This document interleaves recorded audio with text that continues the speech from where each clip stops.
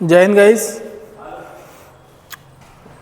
Welcome all of you on our online platform the science park. Guys हम लोग आज chapter number 9 जो ray optics है किरण प्रकाशिकी, जो कि क्लास 12th के स्टूडेंट्स के लिए बहुत इंपॉर्टेंट पोर्शन बनकर आता है, चाहे वो एमपी बोर्ड हो, चाहे कोई सा भी पोर्शन हो, चाहे एमपी बोर्ड हो, चाहे सीबीएसई हो, सभी के लिए बहुत इंपॉर्टेंट रोल हम बोल सकते हैं कि प्ले करता है रे ऑप्टिक्स। बच्चों को डिफ़िकल्टीज भी इसमें बहुत ज़्यादा होती है, प्रॉब्लम्स भी बहुत ज़्यादा आती है।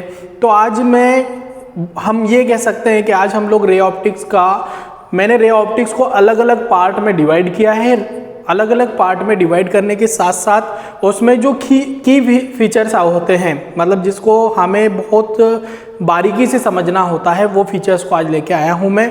अगर आप लोग उसको पढ़ लेंगे बेटा तो बहुत बढ़िया से आप लोग रे ऑप्टिक्स को समझ सकते हैं। तो आज हम लोग की फीचर्स की बात करेंगे, उसके बाद हम लोग टॉपिक पर भी बात करेंगे। तो चैप्टर नंबर 9 जो किरण प्रकाशिकी, जिसे हम लोग रे ऑप्टिक्स बोलते हैं, ठीक है। रे ऑप्टिक्स जो फिजिक्स में कंटेंट है, वेटेज बहुत ज़्यादा रखता है एमपी बोर्ड में। चैप्टर नंबर 9 यूनिट 9 की बात करें, जिसका नाम है रे ऑप्टिक्स। 9 यूनिट की अगर बात करूं मैं, तो यूनिट का नाम है ray optics and optical instruments, या रे ऑप्टिक्स यूनिट का नाम है, एंड वेव ऑप्टिक्स।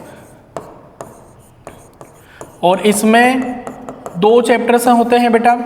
एक होता है चैप्टर नंबर 9 रे ऑप्टिक्स, जिसे किरण प्रकाशिकी एवं प्रकाशिकी यंत्र के नाम से जाना जाता है, और एक होता है तरंग प्रकाशिकी, जिसे हम लोग वेव ऑप्टिक्स बोलते हैं, ठीक है। किरण प्रकाशिकी तथा तरंग प्रकाशिकी, तो उसी को हम लोग पढ़ रहे हैं। मैंने जैसे बोला, तो इसमें मैं सिर्फ आज पार्ट फर्स्ट को कवर करने वाला हूं। पार्ट ए को हम लोग पढ़ने वाले हैं। पार्ट ए जो है प्रकाश का परावर्तन।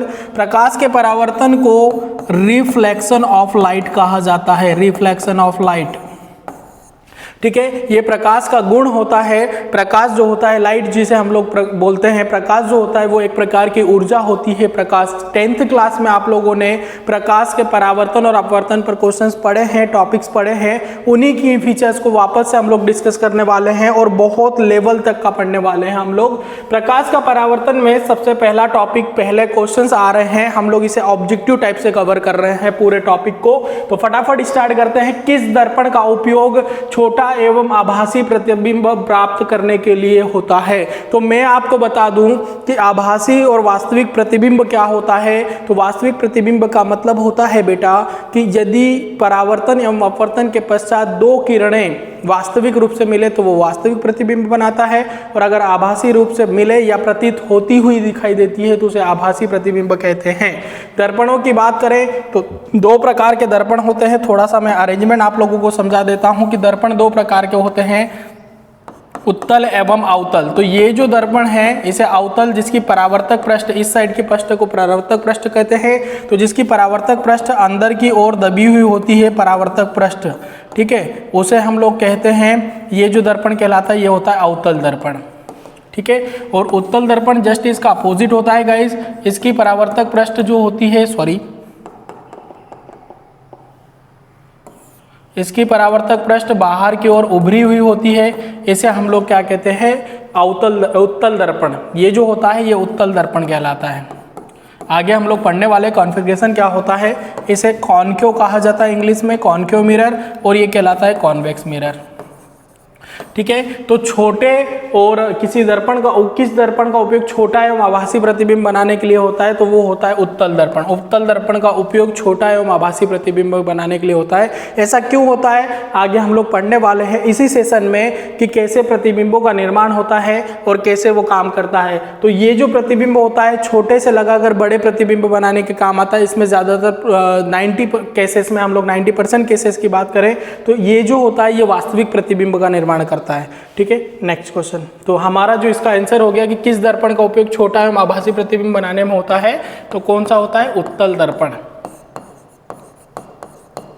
नेक्स्ट, एक प्रकाश किरण किसी दर्पण पर अभिलंबवत आपतित होती है। बोला है अभिलंबवत। अभिलंबवत मतलब कितने डिग्री के कोण के साथ आपतित होती है? 90 डिग्री के कोण के साथ आपतित होती है। तो परावर्तन कोण का मान क्या होगा? हम लोगों ने पढ़ा है कि परावर्तन का नियम ये बोलता है कि आपतन कोण का मान परावर्तन कोण के मान के बराबर होता है। चूंकि प्रकाश किरण अभिलंबवत आपतित हो रही है, मतलब कितने डिग्री के कोण के साथ आपतित हो रही है? 90 डिग्री के कोण के साथ। तो जितना आपतन कोण का मान होगा उतना उतना परावर्तन कोण का मान होगा।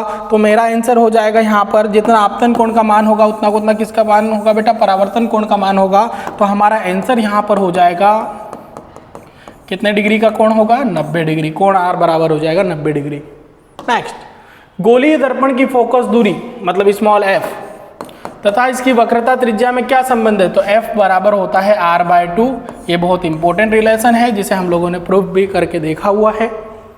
नेक्स्ट, किस दर्पण का उपयोग बड़ा एवं आभासी प्रतिबिंब प्राप्त करने के लिए होता है? बड़ा प्रतिबिंब। तो बड़ा जो है मैंने अभी आपको बताया कि बड़ा प्रतिबिंब कौन बनाता है? अवतल दर्पण बनाता है। साथ ही साथ अवतल दर्पण एक केस में अवतल दर्पण एक केस में एक ऐसा केस होता है जब अवतल दर्पण आभासी प्रतिबिंब भी बनाता है। ज्यादातर केसेस में ये कौन सा प्रतिबिंब बनाता है? वास्तविक प्रतिबिंब। लेकिन एक केस होता है जब वस्तु को फोकस और ध्रुव के बीच में रखा जाता है तो अवतल दर्पण जो होता है वस्तु का आभासी प्रतिबिंब निर्मित करता है। अवतल दर्पण से बने प्रतिबिंब को पर्दे पर प्राप्त नहीं कर सकते जबकि वस्तु की स्थिति क्या हो? जब वस्तु दर्पण के बहुत पास रखी हो, दर्पण के बहुत पास रखी हो तो पास में क्या होगा? तो मैं थोड़ा सा अरेंजमेंट आप लोगों को बता देता हूं कि कैसा होता है। ये जो अक्ष होती है जिस पर हम लोग दर्पण को रखते हैं, ये मान लो अवतल दर्पण मैंने बनाया, ये इसे कहते हैं मुख्य अक्ष। और जो मैंने दर्पण बनाया है, इसकी जो पृष्ठ बनाई है, इस पूरे पृष्ठ को कहा जाता है द्वारक। क्या कहा जाता है? द्वारक। इसका मिड भाग या जो सेंटर भाग होता है उसे बोलते हैं पोल। और इसके समांतर कोई रेडिएशन आती है तो जिस बिंदु से गुजरती है उसको बोलते हैं फोकस। और जितनी दूरी पर फोकस होता है उतनी दूरी पर इसका होता है वक्रता केंद्र। तो जब वस्तु को हम लोग बहुत पास रखें, तो बहुत पास मतलब कौन सी स्थिति हो जाएगी? फोकस और ध्रुव के बीच में। तो हमारे पास स्थिति हो जाएगी फोकस वह ध्रुव के बीच हो तो हमें आभासी प्रतिबिंब मिलेगा अवतल दर्पण में, जिसे हम लोग पर्दे पर प्राप्त नहीं कर सकते। तो फोकस व ध्रुव के बीच हो। ठीक, चलिए। संयुग्मी फोकस किन प्रतिबिंबों के लिए सत्य है? संयुग्मी फोकस केवल और केवल वास्तविक प्रतिबिंबों के लिए सत्य है। सर पहली बात तो ये कि संयुग्मी फोकस का मतलब क्या होता है? तो संयुग्मी फोकस का मतलब होता है कि संयुग्मी फोकस किसी मुख्य अक्ष पर स्थित किन्हीं दो बिंदुओं के ऐसे कपल या जोड़े होते हैं जिसमें अगर एक बिंदु पर वस्तु को रखा जाए तो उसका प्रतिबिंब दूसरे बिंदु पर, और अगर दूसरे बिंदु पर वस्तु को रखा जाए तो प्रतिबिंब पहले बिंदु पर बने। जैसे फोकस और अनंत। अगर वस्तु को फोकस पर रखा जाता है तो प्रतिबिंब अनंत पर बनता है, और अनंत पर रखा जाता है तो प्रतिबिंब फोकस पर बनता है। लेकिन सिर्फ और सिर्फ किस प्रतिबिंब के लिए सत्य है? वास्तविक प्रतिबिंब। और वास्तविक प्रतिबिंब के साथ साथ में ये बात भी बोल सकता हूं कि केवल अवतल दर्पण के लिए सत्य है, या जो चाहे दर्पण की बात हो चाहे लेंस की बात हो, जो दर्पण और जो लेंस वास्तविक प्रतिबिंब को निर्मित करता है उसी पर हम लोग संयुग्मी फोकस, कांजुगेट फोकाई जिसे कहा जाता है, रख सकते हैं। गोलीय दर्पण को जल में डुबाने पर उसकी फोकस दूरी पर क्या परिवर्तन होगा? तो गोलीय दर्पण को अगर जल में डुबाएंगे तो उसकी फोकस दूरी पर कोई ज़्यादा परिवर्तन होता नहीं, तो वो अपरिवर्तित रहती है।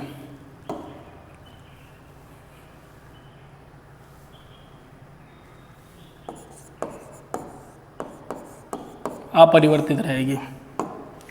अवतल दर्पण में आवर्धन क्षमता का मान वास्तविक प्रतिबिंब और आभासी प्रतिबिंब के लिए कैसा होता है? अवतल दर्पण में आवर्धन क्षमता का मान, आवर्धन क्षमता का मतलब होता है कि उसकी मैग्नीफाइंग पावर या मैग्निफिकेशन भी मैं कह सकता हूँ गाइस, ठीक है, मैग्निफिकेशन। तो आवर्धन क्षमता का मतलब होता है कि the ratio of size of object, मतलब हम बोल सकते हैं कि इमेज का जो आकार है उसको अगर वस्तु के आकार से हम लोग भाग दे दें तो आवर्धन पता चलता है m = I/O। तो इसने बोला है कि किस अवतल दर्पण में आवर्धन क्षमता का मान वास्तविक प्रतिबिंब के लिए और आभासी प्रतिबिंब के लिए क्या होता है। तो अवतल दर्पण में पहली बात तो ये कि दर्पण की मैं बात करूं तो मैग्निफिकेशन जो होता है वो इसके साथ साथ डिपेंड करता है, मतलब जो दूरियों पर डिपेंड करता है। माइनस v/u भी हम लोग लिख सकते हैं। माइनस कब आता है, v/u भी लिख सकते हैं। पहले तो मैं यही बात करूं फिर मैं माइनस की डिस्कस करता हूं, ठीक है। ये जो v है ये ध्रुव से प्रतिबिंब तक की दूरी होती है और u जो है ऑब्जेक्ट तक की डिस्टेंस होती है। v ऑब्जेक्ट, u इमेज, ठीक है, ध्यान रखिएगा। तो आवर्धन का मान वास्तविक प्रतिबिंब के लिए क्या होगा, तो वास्तविक प्रतिबिंब में क्या होता है बेटा कि जिस साइड पर वस्तु रखी है उधर की साइड पर ही प्रतिबिंब निर्माण होता है। इसलिए वास्तविक प्रतिबिंब में जो हमें मिलेगा, तो वास्तविक प्रतिबिंब जो होता है उसमें हमें जो ये मिलता है वास्तविक प्रतिबिंब के लिए वो होता है ऋणात्मक, क्योंकि प्रतिबिंब साइन कन्वेंशन रूल ये बोलता है कि अगर ये है तो साइन कन्वेंशन ये बोलता है, चिन्ह परिपाटी का नियम ये बोलता है कि इस साइड की सारी वैल्यूज नेगेटिव, इस साइड की पॉजिटिव। तो इस साइड जब रहेगा तो वास्तविक प्रतिबिंब बनेगा, उस साइड हो जाएगा तो आभासी प्रतिबिंब बनेगा, क्योंकि दर्पण है। लेंस होता तो अलग सिस्टम हो जाता, ठीक है। तो इस साइड बन रहा है मतलब ऋणात्मक, सिर्फ यहाँ प्रतिबिंब की बात होगी, और उस साइड मतलब ये वास्तविक के लिए ऋणात्मक और आभासी के लिए क्या होता है बेटा, धनात्मक। ये ध्यान रखिएगा, धनात्मक, ठीक। यह आवर्धन होता है। वाहनों में चालक के सामने किस दर्पण का उपयोग किया जाता है, जहां रियर व्यू मिरर जिसे कहा जाता है, जहां ड्राइवर बैठा होता है उसके सामने एक मिरर लगा रहता है, जिसमें आप लोग देखते हैं कि ऑब्जेक्ट बहुत ही छोटे दिखाई देते हैं। तो छोटे ऑब्जेक्ट या छोटा प्रतिबिंब बनाने के लिए कौन से दर्पण का उपयोग होता है, तो वो होता है उत्तल दर्पण।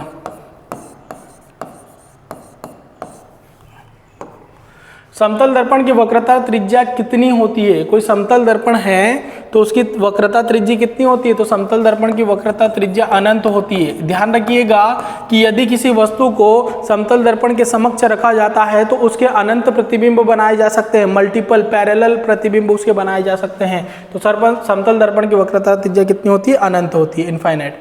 सर्च लाइट में अवतल दर्पण के अलावा और कौन सा दर्पण उपयोग किया जा सकता है, तो सर्च लाइट में अवतल दर्पण के अलावा और कौन सा दर्पण उपयोग होता है, तो सर्च लाइट में अवतल दर्पण के अलावा समतल दर्पण का भी उपयोग किया जाता है, ठीक है। ये बात ध्यान रखिएगा। या समतल के साथ साथ समतल तो नहीं हो सकता इसके लिए, क्योंकि कारण ये है कि ये एक ही प्रकार के दर्पण को दर्शाएगा। तो ये परवलयाकार दर्पण दर्शाया जाता है, ध्यान रखना है ना।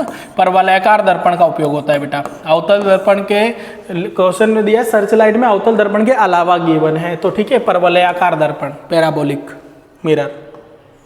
अवतल दर्पण के समक्ष वस्तु को किस स्थिति में रखा जाए कि वस्तु का प्रतिबिंब वस्तु के आकार का ही बने, तो कौन सी स्थिति होती है, जब उसे हम लोग केंद्र पर रखेंगे, सेंटर पर रखेंगे, तो वस्तु का आकार भी उसी पर बनेगा और उसका वस्तु जो प्रतिबिंब है उसी पर बनेगा, केंद्र पर ही बनेगा, और आकार जो रहेगा वो क्या रहेगा, समान रहेगा। किसी मुख्य सूत्र है, ठीक है। अभी तक तो हम लोग कुछ इंपॉर्टेंट की पॉइंट्स पढ़ रहे थे। किसी दर्पण की फोकस दूरी एवं वक्रता त्रिज्या में संबंध, तो मुख्य सूत्र F = होता है सर R/2। दर्पण सूत्र क्या होता है, तो ये भी हम लोगों ने प्रूफ किया है। 1/F = होता है 1/V + 1/U। यहाँ F जो है फोकस दूरी को दर्शाता है, V जो है वस्तु की ध्रुव से प्रतिबिंब तक की दूरी, और U जो है वस्तु की दूरी को दर्शाता है ध्रुव से। रेखीय आवर्धन सूत्र क्या होता है, तो m बराबर मैंने अभी आपको बताया I/U होता है, साथ ही साथ मैं लिख सकता हूँ V/U। अवतल दर्पण के लिए चूंकि ये वास्तविक प्रतिबिंब बनाता है, तो अवतल दर्पण के लिए V बराबर हो जाएगा -V/U, और उत्तल दर्पण के लिए हो जाएगा m बराबर प्लस का V/U, क्योंकि इसमें आभासी प्रतिबिंब बनता है। क्वेश्चन कैसे बन सकता है, क्वेश्चन सभी क्वेश्चंस को हम लोग एक में ही कवर कर रहे हैं, ठीक है। लिखा है एक वस्तु 20 सेंटीमीटर वक्रता त्रिज्या के अवतल दर्पण से, तो पहले जो गिवन टर्म है उसको लिख ले। तो वक्रता त्रिज्या जिसको किससे दर्शाते हैं बेटा, R से, कितनी दी हुई है, 10 सेंटीमीटर। अवतल दर्पण से 10 सेंटीमीटर दूरी पर रखी वस्तु रखी मतलब दर्पण के ध्रुव से जो वस्तु की दूरी है उसको U से दर्शाते हैं, वो भी कितना गिवन है, 10 सेंटीमीटर गिवन है। प्रतिबिंब की स्थिति, प्रकृति एवं आवर्धन परिकलित कीजिए। पहले तो हमें प्रतिबिंब की स्थिति बताना है कि प्रतिबिंब कहाँ या किस स्थिति में होगा, मतलब कितनी पोजीशन पर, या मतलब प्रतिबिंब दर्पण से कितनी दूरी पर अवस्थित है, उसकी प्रकृति क्या होगी, कैसा प्रतिबिंब बनेगा, और आवर्धन परिकलित कीजिए। तो R दिया है, U दिया है, हमें पहले F निकाल लेंगे हम लोग। तो हमें जब R दिया है तो यहाँ से F आप लोग आसानी से निकाल सकते हैं। आपको पता है F = होता है सर R/2। तो F क्या हो जाएगा सर, F = हो जाएगा 10/2, तो आपको मिल जाएगा 5 सेंटीमीटर। ये तो आपको समझ में आ ही गया होगा। तो हमारे पास F है, R है, U है। अब हमें V निकालना है, प्रतिबिंब की स्थिति मतलब क्या निकालना है, V निकालना है। तो दर्पण सूत्र यूज कर लीजिए। क्या होता है दर्पण सूत्र, दर्पण सूत्र होता है सर 1/F = 1/V + 1/U। हमें V वैल्यू निकालना है, इसको इस साइड पहुंचा देंगे तो 1/V = हो जाएगा 1/F, ये प्लस का है माइनस का हो जाएगा 1/U। तो सॉल्यूशन बना लेंगे इसका हम लोग। कैसा बनेगा सॉल्यूशन, तो 1/V, पहले तो हम लोग इसी को सॉल्व कर ले, फिर डायरेक्टली वैल्यू रख देंगे। 1/V = दोनों का मल्टीप्लीकेशन अपॉन में दोनों का एलसीएम ले लो, तो ये हो जाएगा UF। ठीक है गाइस, इसका इधर मल्टीप्लाई तो ये हो जाएगा U माइनस हो जाएगा F। क्लियर, ये ध्यान रखिएगा। अब हमें V निकालना है तो हम लोग रेसिप्रोकल कह सकते हैं, तो फॉर्मूला मिलेगा V = UF/U - F। रेसिप्रोकल कर दिया, उल्टा कर दिया हम लोगों ने। तो V = ये फॉर्मूला मिला। क्या फॉर्मूला मिला, V = फॉर्मूला मिला सर मुझे UF/U - F। तो V = हो जाएगा, U की वैल्यू कितनी है 10, F की वैल्यू निकाली 5, तो 10 - 5। सो V = हो जाएगा 50/5। तो V = आपको मिल जाएगा 10 × 5 = 50/5, कितना मिल जाएगा 10 सेंटीमीटर। तो ये प्रतिबिंब की स्थिति हो गई सर। V = कितना हो गया 10 सेंटीमीटर।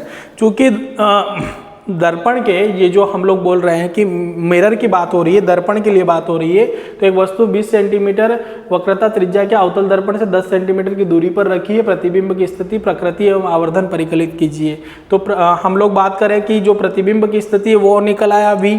प्रकृति की बात करें कि नेचर क्या होगा, नेचर ऑफ इमेज, तो नेचर ऑफ इमेज किस तरीके से हम लोग बात करते हैं, तो दो प्रकार का होता है, या तो आभासी प्रतिबिंब बनेगा या फिर वास्तविक प्रतिबिंब बनेगा। तो बात ये हो रही है कि कौन से दर्पण से, अवतल दर्पण से। अवतल दर्पण से रखा हुआ है तो अवतल दर्पण के लिए जो स्थिति होती है, तो अवतल दर्पण के लिए ये तो प्रतिबिंब की स्थिति हो गई। अगर हम लोग प्रकृति की बात करें तो अवतल दर्पण ज़्यादातर केसेस में कैसे बनाता है, अगर बहुत पास रखा होता है तो आभासी की बात होती है। तो ये अवतल दर्पण का जो प्रतिबिंब होगा उसकी प्रकृति कितनी हो गई, अवतल दर्पण द्वारा बना प्रतिबिंब वास्तविक प्रकृति का होता है। और आवर्धन बोला है कि कितनी आवर्धित हुई, तो आवर्धन क्या होता है, मैंने अभी आपको बताया M बराबर होता है I/O। अगर ये नहीं पता है तो साइड के फॉर्म में बात कर लीजिए, V/U या -V/U भी लिख सकते हैं। तो M बराबर हो जाएगा V 10, U भी कितना है 10, कैंसल, तो M बराबर हो जाएगा -1। ये आ गया, ठीक है, यह आवर्धन हो गया। दर्पणों का वर्गीकरण, मुख्य बिंदु की बात कर रहा हूं मैं, कौन कौन से बिंदु होते हैं। तो अभी तक हमारे पास क्या एक ऐसा क्लासिफिकेशन होता है, या हम ये समझते हैं कि जो दर्पण होते हैं, दर्पणों के मैं क्लासिफिकेशन की बात करूं बेटा, तो दर्पण जो होते हैं वो मुख्यतः कितने प्रकार के होते हैं। तो दर्पण होते हैं, ये आपको पता होना चाहिए, दर्पण मुख्य रूप से 3 प्रकार के होते हैं। ठीक है, पूरा क्लासिफिकेशन आप बहुत बढ़िया से समझ लीजिए। यहाँ मैं पूरे दर्पणों के बारे में ही डिस्कस करने वाला हूँ। दर्पण मुख्य रूप से 3 प्रकार के होते हैं। एक होता है समतल दर्पण, जिसे प्लेन कहा जाता है, प्लेन मिरर जिसे कहा जाता है। एक होता है गोलीय दर्पण, जिसे स्फेरिकल मिरर कहा जाता है।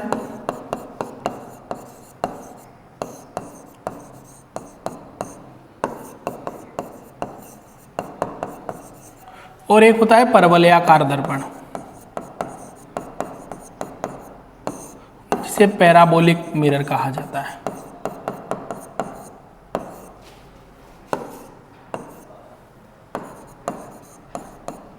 ठीक है, ये इस तरीके से 3 प्रकार के होते हैं। समतल दर्पण जो होता है, इसका परावर्तक पृष्ठ जो होता है बेटा समतल होता है, और इसकी जो वक्रता त्रिज्या होती है वो अनंत होती है। समतल दर्पण के सामने किसी वस्तु को रखा जाता है तो अनंत प्रतिबिंब, मल्टीपल प्रतिबिंब प्राप्त होते हैं।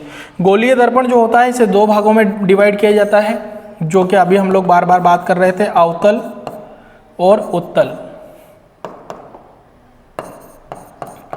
अवतल जिसे हम लोग कॉन्केव कहते हैं और इसे क्या कहा जाता है, कॉन्वेक्स।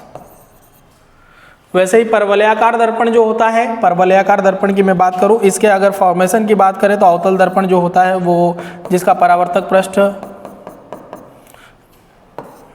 इस तरीके से ये दर्पण हो गए, और परवलयाकार जो होता है उसका पैराबोलिक सरफेस होता है। फनी मिरर के नाम से भी जाना जाता है। आपने देखे होंगे बहुत सारे मिरर ऐसे होते हैं जहां पर कॉम्बिनेशन क्रिएट किया जाता है। जब व्यक्ति को उसके सामने खड़ा किया जाए, कोई वस्तु दिख जाए तो किसी को वो बहुत बड़ा दिखाता है, बहुत छोटा दिखा देता है, बहुत ज़्यादा मोटा दिखा देता है, बहुत सकरा दिखा देता है, तो वो पैराबोलिक मिरर होता है, परवलयाकार दर्पण। ये क्लासिफिकेशन होता है दर्पणों का। ठीक है, हम जनरली ये समझते हैं दर्पण दो प्रकार के होते हैं, उत्तल और अवतल। ऐसा नहीं है सर।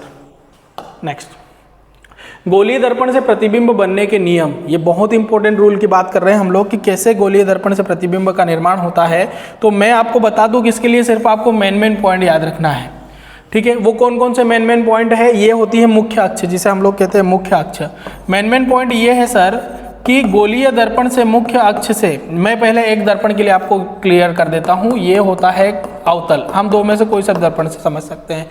पहली बात तो ये, पहला नियम ये है कि जब कोई प्रकाश किरण मुख्य अक्ष के समांतर दर्पण पर आपतित होती है तो टकराने के पश्चात या परावर्तन के पश्चात जिस बिंदु से गुजरती उसे फोकस कहते हैं। तो हम पॉइंट ये समझ सकते हैं कि जब कोई प्रकाश किरण मुख्य अक्ष के समांतर दर्पण पर आपतित होती है, दर्पण के द्वारक पर आपतित होती है, तो फोकस से गुजर जाती है। वो दोनों के लिए, अवतल के लिए भी और उत्तल के लिए भी। ये पहला नियम हो गया। दूसरा नियम ये बोलता है कि जब कोई प्रकाश किरण, अगर हम लोग वापस से इसको समझे,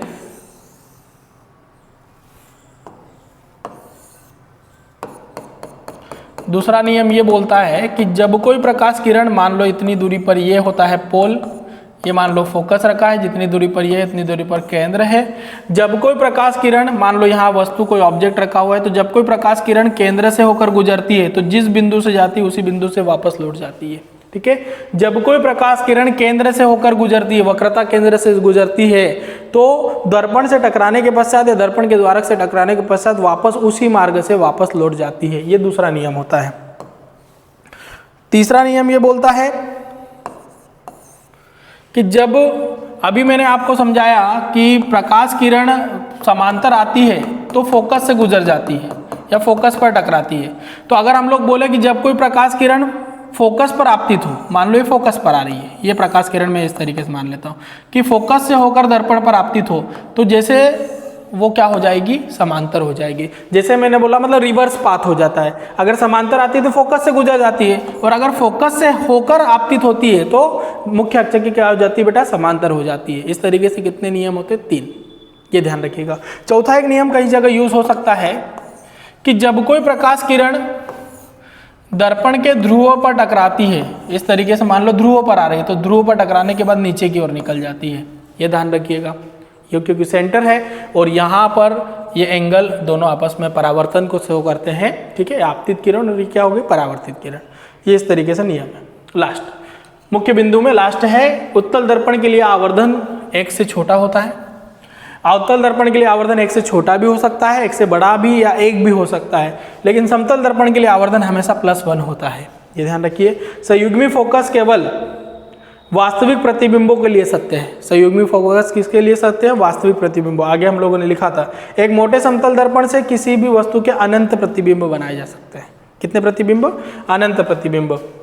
ठीक है, तो ये ध्यान रखिएगा, अलग अलग। और यहाँ मैंने एक चीज़ वहाँ आगे पिछले स्लाइड में देखा था हम लोगों ने कि समतल दर्पण की वक्रता त्रिज्या अनंत होती है, तो कंफ्यूज मत होना। ठीक है, आवर्धन +1 होता है और उसकी वक्रता त्रिज्या कितनी होती है बेटा, समतल दर्पण की अनंत होती है, इसलिए वो मल्टीपल, मतलब समांतर रूप से अनंत प्रतिबिंब बना सकता है। ठीक है गाइस, तो ये था प्रकाश का परावर्तन। ठीक, थैंक यू।